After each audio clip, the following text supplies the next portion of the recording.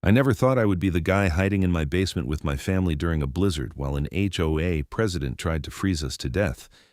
But here we are. My name is Nathan Greene, and I live in Boulder, Colorado, in one of those newer developments that promised mountain views and community living. What they didn't mention in the brochure was that our homeowners association would be run by a woman named Patricia Hendricks, who took her volunteer position more seriously than most CEOs take their actual jobs. Patricia was 52, had that signature Karren haircut with the angled bob, and wore fleece vests like they were haute couture. She drove a white Lexus SUV with a bumper sticker that said, "I speak to managers professionally." The whole nightmare started on February 9th, when the National Weather Service issued a blizzard warning for the Front Range. They were predicting 30 inches of snow, winds up to 60 miles per hour, and temperatures dropping to -15. I had been through Colorado winters before, but this one had everyone nervous. The grocery stores were packed, gas stations had lines, and hardware stores were selling out of supplies. I spent that Thursday preparing. I had a wife, Emma, and 2 kids, Sophie, who was 8, and Marcus, who was 6. We couldn't afford to mess around. I checked our emergency supplies, filled up the bathtub with water, charged all our devices, and most importantly, I wheeled out my portable generator from the garage. It was a Champion 7,500-watt unit that I had bought 2 years ago after a summer storm knocked out power for 3 days. The thing cost me almost $1,000, but it was worth every penny for peace of mind. I set it up on the concrete pad beside our house, away from windows and vents like the manual instructed. I had a full 5-gallon gas can and 2 spare cans in the garage. I tested the generator that afternoon, and it purred like a dream. Emma came out to watch, wrapping her cardigan around herself against the cold wind that already whipped through our neighborhood. "Think it will be as bad as they are saying?" she asked, her breath forming clouds in the air. "Better safe than sorry," I said, shutting down the generator. "If we don't need it, great. But if we do, I would rather have it ready." That evening, I got an email. The subject line read, "Immediate violation. Notice 2847 Ridgemont Circle." My address, I opened it with a sinking feeling in my stomach. "Dear homeowner, it has come to the attention of the Pinecrest HOA board that you have placed an unauthorized generator unit on your property in violation of Section 7.3.2 of the Community Guidelines, which states that all exterior mechanical equipment must be screened from view and cannot be placed within 15 feet of the property line. You have 24 hours to remove this equipment or face fines of $100 per day. Regards, Patricia Hendricks, HOA President." I read it twice, then called my neighbor, Mark Stevenson, who lived 2 doors down. "Did you get an email from Patricia about your generator?" I asked. "What generator?" "I don't have one," Mark said. "Why?" "She is trying to tell me I cannot have mine outside. We have a blizzard coming." Mark whistled low. "That is Patricia for you.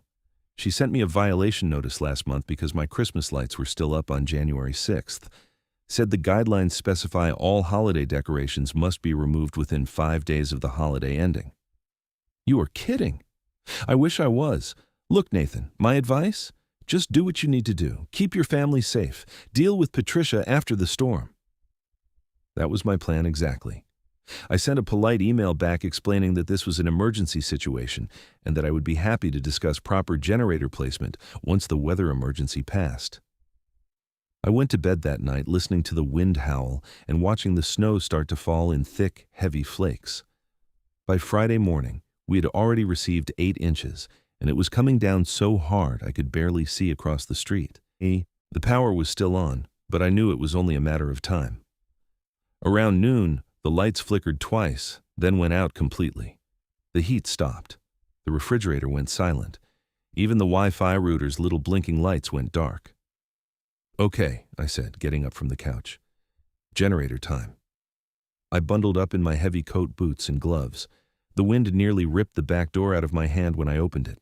Snow had drifted against the house, and I had to kick through a pile almost 2 feet deep to get to where I had left the generator. Except it was not there. I stood there like an idiot, staring at the empty concrete pad, snow swirling around me. I thought maybe I was disoriented, that I had misremembered where I put it. But no, There were the marks in the fresh snow where it had been, and what looked like drag marks leading around the side of the house toward the street. "What the hell?" I muttered, following the tracks. They went right down my driveway and stopped at the curb, where they disappeared under deeper snow. Someone had taken my generator during a blizzard, while the power was out. I stumbled back inside, covered in snow, my heart pounding with a mixture of anger and disbelief. "Nathan? Did you get it started?" Emma called from the living room, where she had the kids wrapped in blankets. "It is gone," I said. "Someone took it." "What do you mean, took it?" "I mean it is not there. Someone dragged it away." Emma's eyes went wide. "Who would do that?" I pulled out my phone, which still had battery. I opened the app for our security cameras. I'd installed a Ring doorbell when we moved in, plus 2 outdoor cameras, one covering the driveway and one covering the backyard. I scrolled back through the footage, and there it was, time-stamped at 6:47 that morning. Patricia Hendricks, in her purple North Face parka and matching boots, walking right up to my generator. The video was clear as day. She looked around like she was checking if anyone was watching, then bent down and unplugged the unit. She grabbed the handle and started dragging it.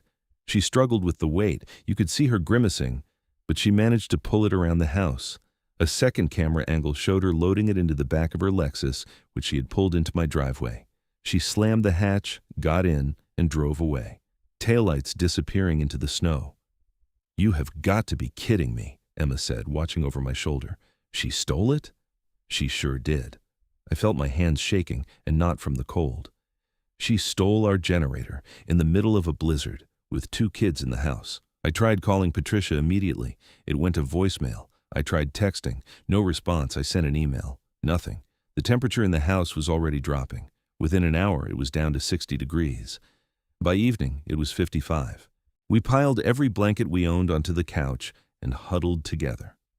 I had a camping stove that I set up in the fireplace with the flue open for ventilation, and we heated up cans of soup for dinner.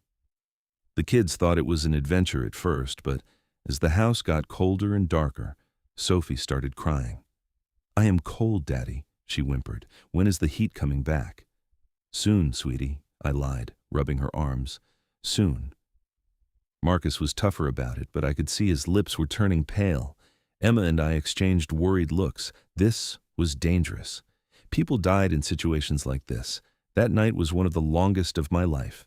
We all slept together in the living room, layered in every piece of clothing we owned. I barely slept, getting up every hour to check on the kids, making sure they were warm enough. The wind screamed outside, rattling the windows. The house creaked and groaned. When I checked my phone at 3 in the morning, the temperature inside had dropped to 48 degrees. By Saturday morning, we had nearly 2 feet of snow outside, and it was still coming down. The roads were completely impassable. I tried Patricia again. No answer. I was beyond angry now. I was terrified for my family. I put on every warm layer I could find and told Emma I was going out. "Where?" she asked, her face pale with cold. "To Patricia's house. She's going to give me that generator back, or I'm calling the police." "Nathan, you cannot even drive in this." "Then I will walk. She lives 6 houses down. I will be fine." The walk to Patricia's house took 20 minutes in normal weather. In the blizzard, it took 45. The snow was hip-deep in places, and the wind tried to knock me over with every step. My face went numb, even with a scarf wrapped around it.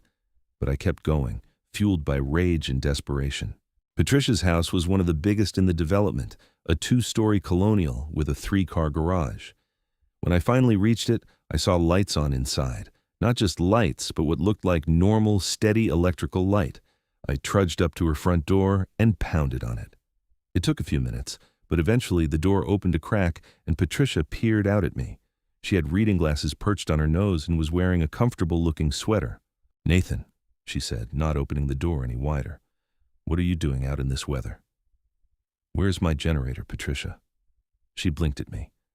"I have no idea what you are talking about." "Do not play games with me. I have video of you taking it from my property yesterday morning. My family is freezing. We have 2 small children. I need that generator back right now." "I enforced an HOA violation," Patricia said calmly. "Your generator was in violation of community standards.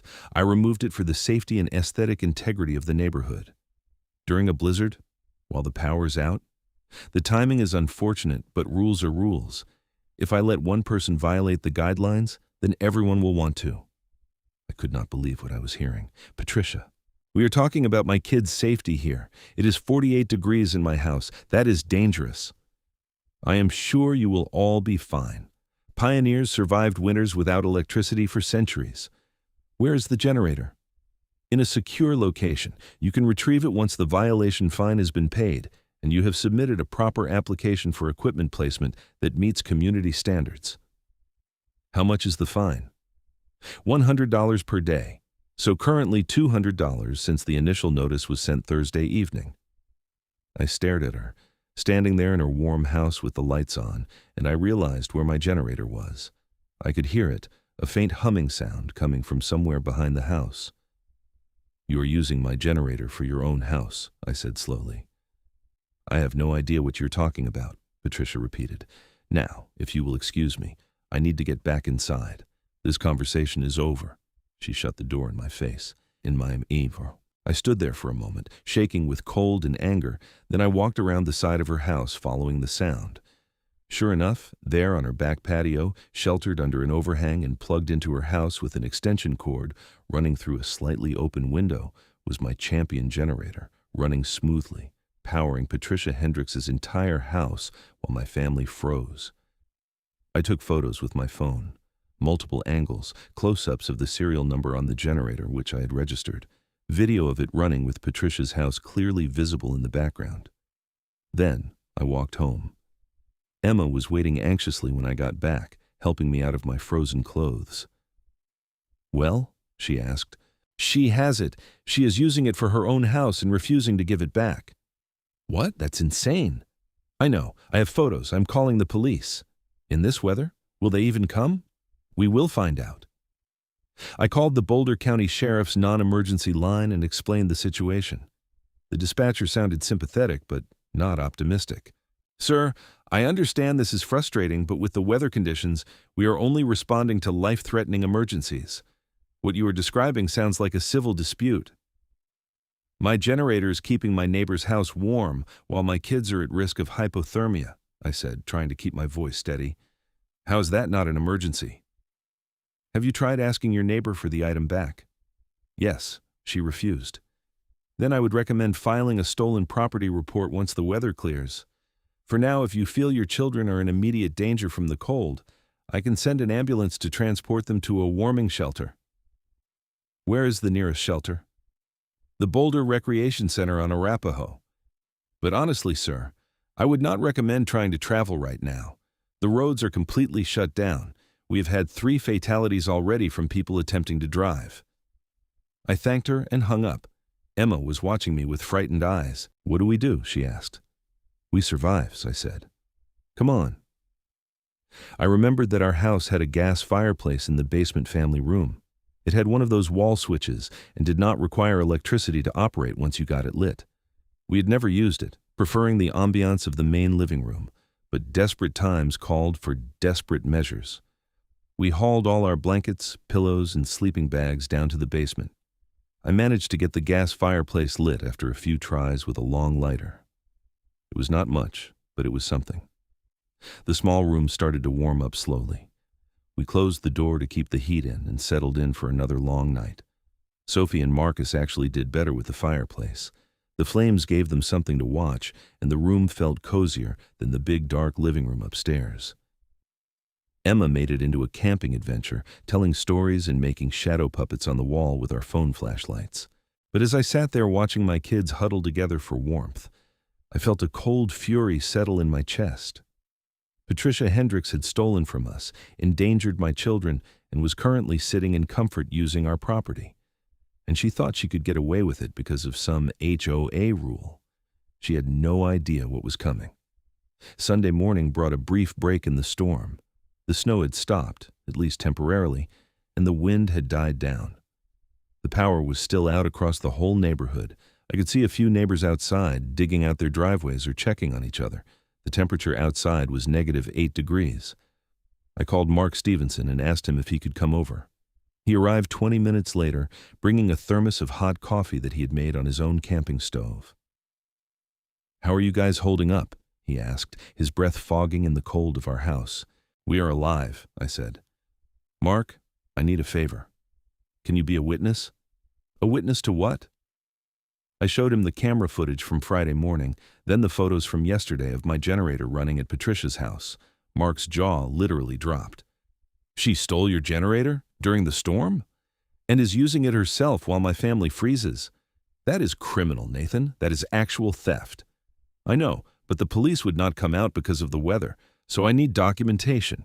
Will you come with me to Patricia's house and witness me asking for it back one more time? I want to create a record."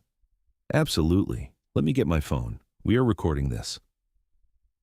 We trudged through the snow to Patricia's house together. Mark filmed as I knocked on her door. This time, Patricia opened it more readily, probably assuming I had come to pay her fine. "Nathan," she said, then noticed Mark. "And Mark. What can I do for you, gentlemen?" "Patricia, I am formally requesting the return of my property," I said clearly, knowing we were being recorded. "You removed my generator from my property without permission on February 9th at approximately 6:47 in the morning. I have security camera footage of this removal. I'm asking you to return it immediately." "As I told you yesterday, the generator was removed due to an HOA violation," Patricia said with exaggerated patience, like she was explaining something to a slow child. "It remains in HOA custody until the violation fees are paid." "The HOA does not have the legal authority to confiscate personal property," I said. "What you did is theft. It is enforcement of community standards that you agreed to when you purchased your home." "Where is the generator right now?" Patricia hesitated just for a second. "In secure storage. It is on your back patio." "Patricia." "Running." "Powering your house." Her face flushed. "I do not know what you are talking about. I have photos from yesterday. Would you like to see them?" "This conversation is over. If you do not leave my property immediately, I will call the police myself and have you arrested for trespassing and harassment." "Please do call them," I said. "I would love to have an officer here to document this." Patricia's hand tightened on her door. "You are both in violation of HOA guidelines regarding neighborhood disputes. This will be noted. I expect both of you to receive violation notices by the end of the week." She slammed the door. Mark turned off his camera and whistled low. "She is completely insane." "I know. Come on, let us get more footage." We walked around to Patricia's backyard again, staying on the edge of her property. Mark filmed the generator, zooming in on the serial number, on the extension cord running into her house, on the Champion logo. The evidence was irrefutable. "What is your next move?" Mark asked as we headed back to my place. "I wait for the roads to clear, then I file criminal charges, and I'm going to make sure everyone in the neighborhood knows exactly what she did." That afternoon, still holed up in the basement with my family, I started documenting everything. I wrote out a detailed timeline of events. I downloaded all the security footage to my laptop and to a cloud backup. I took screenshots of Patricia's emails. I photographed the inside of our freezing house with timestamps. I had Emma and the kids make video statements about how cold it was and how scared they were. If Patricia wanted to play hardball, I was going to bury her with evidence. The storm picked back up Sunday night, another 8 inches of snow. We spent a third night in the basement. The gas fireplace was keeping the temperature around 55 degrees in that one room, barely tolerable. Emma had stopped complaining, but I could see the stress on her face. Sophie developed a cough that I did not like the sound of. Marcus was quieter than usual, just staring at the flames. Monday morning, the storm finally broke. The snow stopped, the sun came out, and the sky was a brilliant, painful blue. The official total was 34 inches.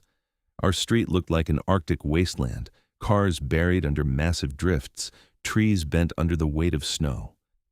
Around 11 in the morning, I heard the most beautiful sound in the world, our refrigerator humming back to life. The power was back on. Heat started flowing through the vents. The lights came back. Emma actually started crying with relief. "Thank God," she whispered, holding both kids close. "Thank God." I cranked the thermostat up to 75, and we stood around the vents like they were campfires, soaking in the warm air. It took a few hours, but eventually the house returned to a comfortable temperature. We took hot showers, made real food in the microwave, and started to feel human again. But I was not done with Patricia Hendricks. not by a long shot. As soon as the roads were passable on Tuesday morning, I drove to the Boulder County Sheriff's Office and filed a formal report for theft. The deputy who took my statement was a young guy named Officer Chen, and he looked increasingly disturbed as I walked him through everything. "So let me make sure I understand this," he said, reviewing his notes. "The HOA president came onto your property, took your generator without permission, and then used it for her own residence while refusing to return it?" "That is correct, and I have video evidence of all of it." "Can I see?" I showed him everything on my laptop, the security footage of Patricia taking the generator, the photos of it running at her house, the video of our conversations, the screenshots of her emails claiming she had removed it for HOA violations. Officer Chen watched it all, his expression growing more serious. "This is pretty clear-cut," he said. "This is theft, possibly burglary since she came onto your property. The value of the generator pushes it above the misdemeanor threshold, too."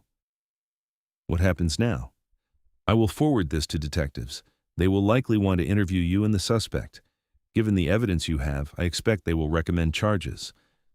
"How long does that take?" "Depends on the DA's office, but with evidence this clear, probably a few weeks for them to review and decide whether to press charges." I left the sheriff's office feeling vindicated but impatient. I wanted Patricia arrested immediately, but I understood that was not how the system worked. My next stop was a lawyer's office. I met with an attorney named Jennifer Krause, who specialized in property disputes and HOA law. She was in her 40s, sharp-eyed, and did not waste time. "HOAs have a lot of power," she said after I explained the situation. "But they absolutely do not have the right to confiscate personal property. That is theft, plain and simple. She may try to argue that the HOA bylaws give her enforcement authority, but no HOA bylaw supersedes criminal law. What can I do legally? Sue her personally and sue the HOA. You have damages, emotional distress, potentially endangerment of your children. You also have theft of property, which opens her up to conversion claims. And given that she used your property for her own benefit, we might even argue for punitive damages." "What would that cost?" Jennifer quoted me a retainer fee that made me wince, but I paid it. This was about principle now. On Wednesday, I received an email from Patricia. It was incredible in its audacity. "Dear Nathan, as of today, your violation fines have reached $500 for the unauthorized generator placement. Additionally, you have incurred fines of $300 for disturbing the HOA president at her private residence, and $150 for bringing a non-resident onto HOA property for purposes of harassment and documentation. Your total fines are now $950. Until these are paid, your access to community amenities is suspended, and further violations will result in a lien being placed on your property. Regards, Patricia Hendricks." I actually laughed when I read it. The woman had stolen from me, endangered my family, and was now trying to fine me for calling her out on it. I forwarded the email to both Officer Chen and Jennifer Krause. Jennifer called me an hour later. "This is gold," she said. "She's doubling down. That shows consciousness of guilt and abuse of authority. Keep everything she sends you." Thursday afternoon, I got a call from Detective Maria Sanchez from the Boulder County Sheriff's Office. "Mr. Greene, I have been assigned to your case," she said.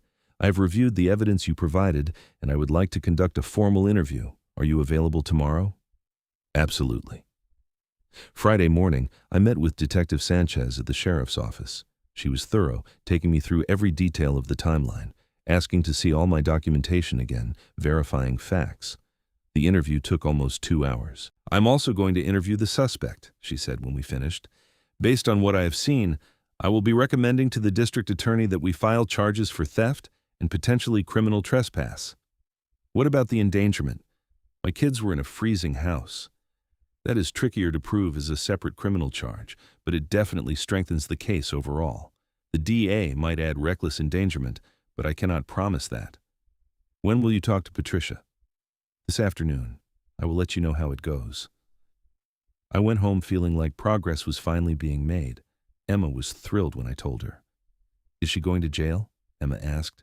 "Maybe. At least she will be charged." That evening, Detective Sanchez called me back. "Well, That was interesting, she said, sounding both amused and frustrated. I interviewed Mrs. Hendricks. She maintained that she had the authority to remove your generator under HOA rules.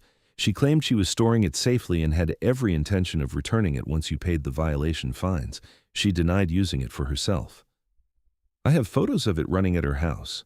I know. I showed them to her. She said that was a temporary measure to ensure the generator was working properly and would not be a danger when returned to you. That's ridiculous. I agree. I also asked her why she did not return it once the power came back on. She claimed she was waiting for you to go through the proper HOA procedures.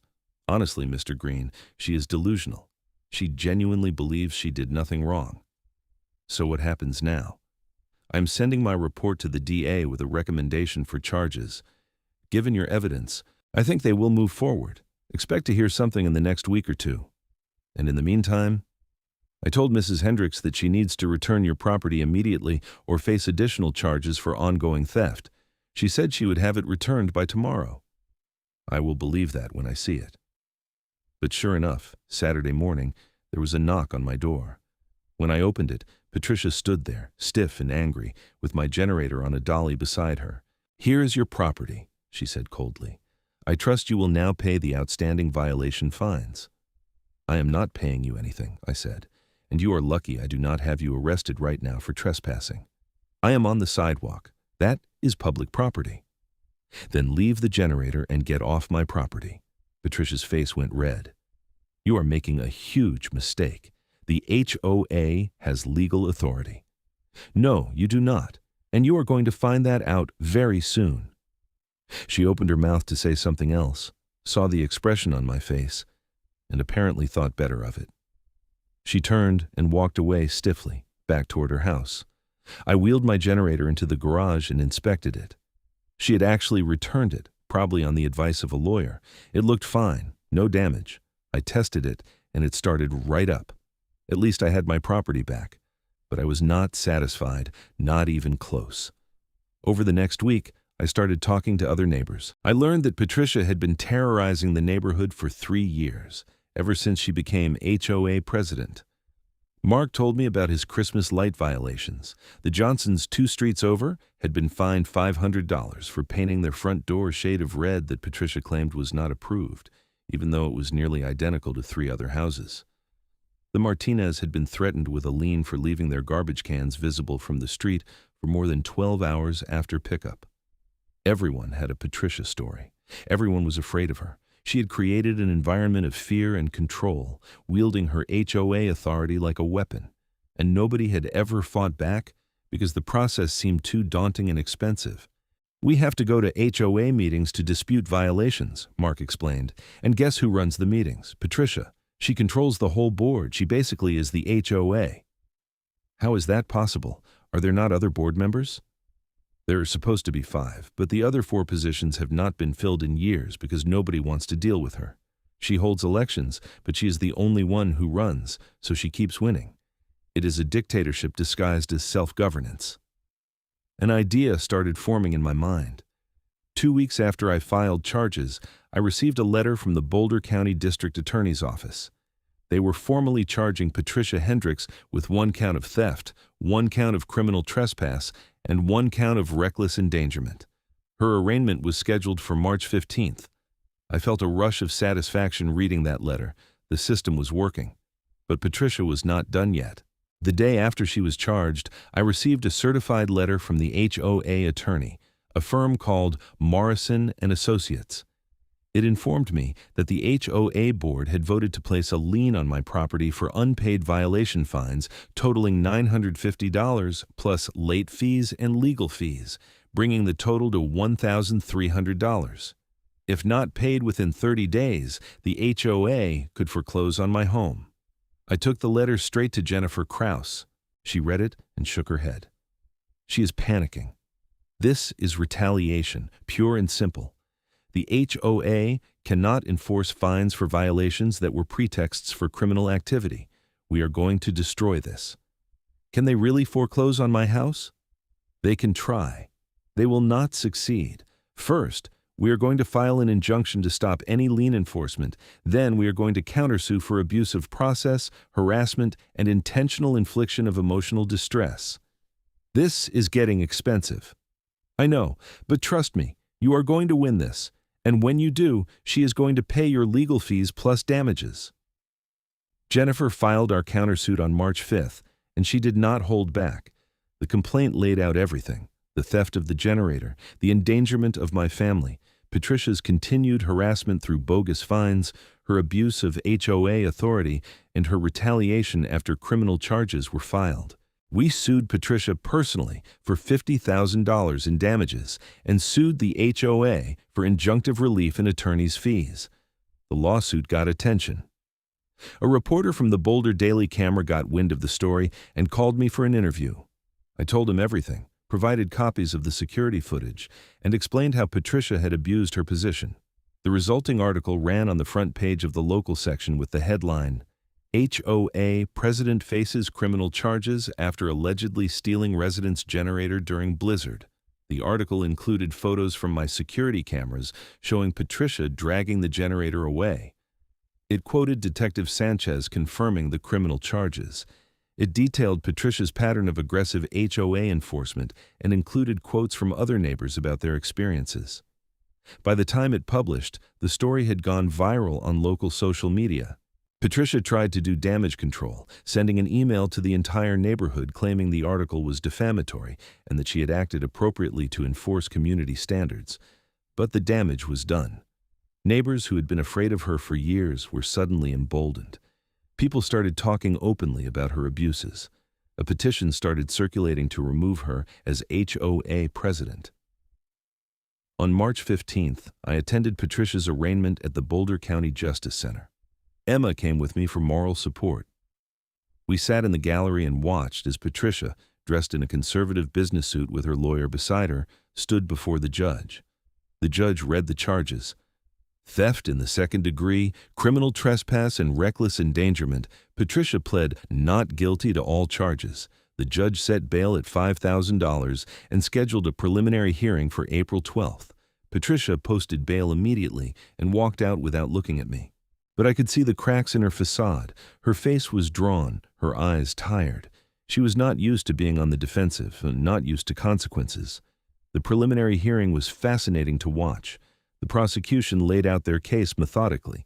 They showed the security footage of Patricia taking the generator. They showed the photos of it running at her house.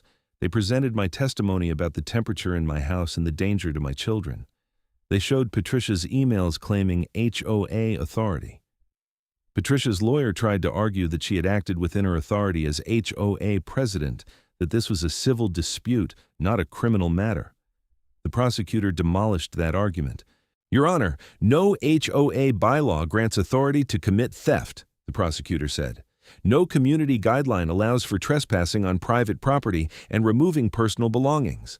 The defendant's claim of authority is simply a post hoc rationalization for criminal conduct. And the timing makes it particularly egregious. This was not a lawn ornament or a Christmas decoration. This was emergency equipment during a blizzard with sub-zero temperatures. The defendant left a family with 2 small children in a dangerous situation while using their property for her own comfort." The judge agreed. She found probable cause for all charges and bound Patricia over for trial. Meanwhile, our civil case was moving forward. Jennifer had successfully obtained an injunction preventing the HOA from enforcing any liens or fines against me pending resolution of the lawsuit. We were in discovery, and Jennifer was having a field day. "You were right about Patricia controlling everything," she told me during one of our meetings. "The HOA records are a mess. She has been signing documents as president, secretary, and treasurer. There's no record of board meetings, no minutes, no votes on most of the violations she has issued. She has essentially been running the whole thing as a personal fiefdom." Is that legal? Absolutely not. HOAs are required to follow corporate governance procedures. What Patricia has been doing is fraud. In late April, we had Patricia's deposition. I was not allowed in the room, but Jennifer told me later that it had been a disaster for Patricia's case. "She doubled down on everything," Jennifer said, almost gleeful. "She insisted she had the authority to take your generator. She claimed it was not theft because she intended to return it. She said the timing was irrelevant because rules are rules. She is making our case for us. Is she really that delusional? She is a true believer. In her mind, she is the only thing standing between the neighborhood and chaos. She sees herself as a hero. It is actually kind of sad. The criminal trial was scheduled for June 2nd. I had been dreading it, worried about having to testify, worried about confronting Patricia in court. But as the date approached, I felt calmer. I had the truth on my side. I had overwhelming evidence, and I had watched Patricia's defense crumble piece by piece. The trial lasted 3 days. The prosecution called me as their first witness. I testified about buying the generator, setting it up before the storm, finding it missing, tracking it to Patricia's house. I described the temperature in my house, my kids huddled in the basement, Sophie's cough, Marcus's pale face. I showed the jury the security footage, the photos, the emails. Patricia's lawyer tried to rattle me on cross-examination, suggesting I had left the generator in an unsafe location, that I had been violating HOA rules, that I could have simply paid the fines. But I stayed calm and stuck to the facts. Sir, would you agree that when you moved into this neighborhood, you agreed to abide by HOA rules? The lawyer asked. I agreed to reasonable rules, yes, I said. I did not agree to have my property stolen. My client did not steal anything. She removed a violation. She took my property without permission, used it for herself, and refused to return it. That is the definition of theft. The prosecutor also called Detective Sanchez, who walked the jury through her investigation and Patricia's changing story. She called Emma, who testified about her fear for our children's safety. She even called Mark Stevenson, who testified about Patricia's pattern of aggressive enforcement and about witnessing our confrontation at her door. Then, Patricia took the stand in her own defense. It was a mistake. She could not help herself. She lectured the jury about the importance of community standards. She insisted she had done nothing wrong. She suggested that I was the problem, that I was someone who thought rules did not apply to me. The prosecutor's cross-examination was surgical. Mrs. Hendricks, how long have you been HOA president? 3 years. And in those 3 years, how many times have you physically removed property from someone's home? This was the first time. Why this time? What was different about Mr. Greene's generator? It was a particularly egregious violation. It was visible from the street and created an eyesore. During a blizzard, when there was 2 feet of snow covering everything. Patricia hesitated. The principle matters regardless of timing. You testified that you removed the generator to a secure location. Where was that location? I kept it safe until the violation could be resolved. Where specifically did you keep it? On my property. Was it running on your property? Another hesitation. I tested it to make sure it was functioning properly. For how long did you test it? I wanted to make sure it was reliable. Mrs. Hendricks, you tested it for 3 days straight. You used it to power your own home while the Greene family had no heat. Is not that correct? I had to be certain it was safe. You could have checked that in 5 minutes. Instead, you kept it running for 72 hours while a family with 2 young children froze. Did you think about their safety? I assumed they had other resources. Did you call to check on them? Did you offer them any assistance? That was not my responsibility. The prosecutor let that answer hang in the air for a long moment, and I saw several jurors frown. The jury deliberated for less than 4 hours. They found Patricia guilty on all 3 counts: theft, criminal trespass, and reckless endangerment. Patricia's face went white when the verdict was read. Her lawyer put a hand on her arm, but she shook it off. She stared straight ahead, rigid with shock and denial. Sentencing was scheduled for 3 weeks later.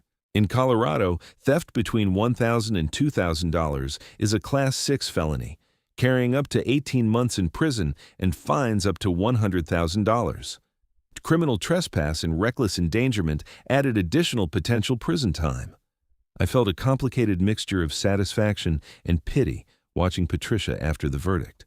She had brought this on herself entirely, but it was still jarring to see someone's life implode in real time. The sentencing hearing was on June 23rd. The judge had read pre-sentencing reports from both sides. Patricia's lawyer argued for probation, pointing to her lack of prior criminal record and her community involvement. The prosecutor argued for prison time, emphasizing the callousness of endangering children and the abuse of trusted authority.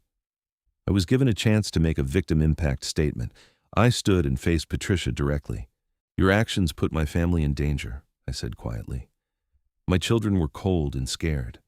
My 8-year-old daughter developed a cough from sleeping in a 48-degree house. My 6-year-old son thought he was going to freeze. They had nightmares for weeks afterward. And you did all of that because of your ego, because you cared more about enforcing rules than about human lives. You had power, and you abused it. I hope you learn from this." The judge took a moment before pronouncing sentence. "Mrs. Hendricks, you held a position of trust in your community," she said. "Residents relied on you to act fairly and reasonably. Instead, you let your authority go to your head. You prioritized your interpretation of rules over the safety of children. Your actions were not just illegal, they were morally reprehensible. This court takes the endangerment of children very seriously." She sentenced Patricia to 1 year in county jail on the theft charge, 6 months concurrent on the trespass charge, and 1 year probation after release on the reckless endangerment charge. She also ordered Patricia to pay $5,000 in restitution to me and to complete community service. Patricia sat frozen as the bailiff led her away to begin serving her sentence. I watched her go, feeling not triumph but relief. It was finally over. Our civil case settled 2 weeks later. The HOA's insurance carrier, wanting to avoid a trial and further bad publicity, agreed to pay $75,000 in damages and attorney's fees.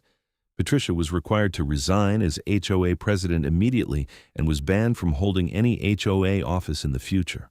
All fines against me were voided, and the HOA was required to implement new governance procedures, including mandatory board elections with independent oversight. With Patricia gone, the neighborhood transformed almost overnight. The other 4 board positions were filled by reasonable people, including Mark Stevenson. They immediately reviewed and repealed dozens of Patricia's most draconian rules. They implemented a common-sense violation process with warnings before fines and an independent appeals process. The HOA became what it was supposed to be, a way to maintain the neighborhood, not to control people's lives. I used part of the settlement money to upgrade my generator setup. I built a proper enclosure for it that met all the actual codes and regulations, not Patricia's made-up standards. I also installed additional security cameras, though hopefully I would never need to catch another HOA president stealing from me. Sophie and Marcus eventually stopped having nightmares about the storm.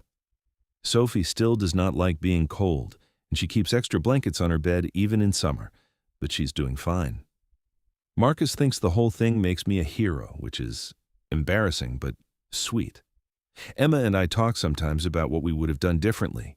Should we have just paid Patricia's fines and dealt with it later? Should we have left the neighborhood entirely? But every time we come back to the same conclusion. Standing up to bullies is worth it, even when it is hard and expensive and scary. Patricia served 11 months of her sentence with time off for good behavior. She moved out of the neighborhood as soon as she was released, and I heard through the grapevine that she relocated to Arizona. I do not know if she learned anything from the experience. I hope she did, but some people are so invested in being right that they cannot see when they are wrong. As for me, I am still in the same house in Boulder. I still have my generator properly enclosed and ready for the next emergency. I still serve on the HOA board now, actually, making sure that what happened to me never happens to anyone else. We have new rules, reasonable rules, rules that prioritize safety and common sense over petty power trips. Every winter when the snow starts falling and the weather service issues warnings, I check my generator, stock up on supplies, and make sure my family is ready. But now I also check on my neighbors, especially the elderly and those with kids. That is what communities are supposed to do. Look out for each other, not tear each other down over mailbox colors and lawn ornaments. The whole experience taught me something important. Systems only work when people use them responsibly. An HOA can be a helpful tool for maintaining a neighborhood, but in the wrong hands, it becomes a weapon. Power attracts people who want to control others, and those people will always cloak their desire for control in the language of rules and regulations and community standards. But power also responds to accountability. Patricia thought she was untouchable because she had authority and because people were afraid to challenge her. She was wrong. The security cameras that caught her in the act, the evidence that proved her guilt, the legal system that held her accountable, these were all tools of transparency and justice. She could not hide behind her title or her position when the facts were clear. I still think about that moment when I first discovered the generator was gone, standing in the snow in disbelief. I think about the fury I felt watching my kids shiver. I think about Patricia's face when the verdict was read, the shock and incomprehension. The whole thing seems surreal now, like it happened to someone else. But it was real. It happened. And I'm glad I fought back, glad I did not just let it go, glad I held someone accountable who thought they were above accountability. Not because I am vindictive or because I wanted revenge, but because it was the right thing to do. Because children should not have to freeze while someone on a power trip uses their equipment. Because stealing is wrong no matter what title you hold. Because justice matters. On cold winter nights now, when the wind howls and the snow piles up, I sit in my warm house with my family and feel grateful. Grateful for heat and safety and comfort. Grateful for a legal system that works, even if slowly. Grateful for neighbors who look out for each other. And grateful for security cameras that catch everything, even HOA presidents who think no one is watching.